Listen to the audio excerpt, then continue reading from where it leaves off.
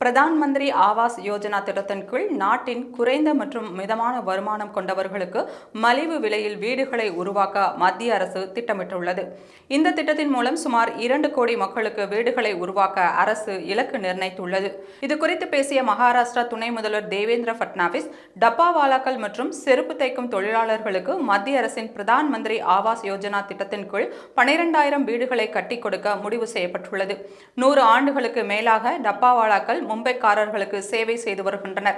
இன்று டப்பாவாலாக்கள் உலகம் முழுவதும் அறியப்பட்டாலும் அவர்கள் தங்களது கொள்கைகள் மற்றும் விசுவாசத்தை விட்டுவிடவில்லை. அதன் காரணமாகத்தான் அவர்களுக்கு இந்த வீடுகள் கிடைத்துள்ளது.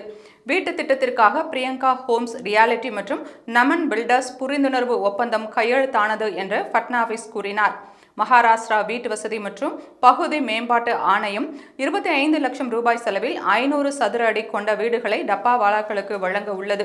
எனவே மும்பையில் சொந்த வீடு வேண்டும் என்ற டப்பாவாலாக்களின் கனவு இன்னும் 3 ஆண்டுகளில் நிறைவேறும்.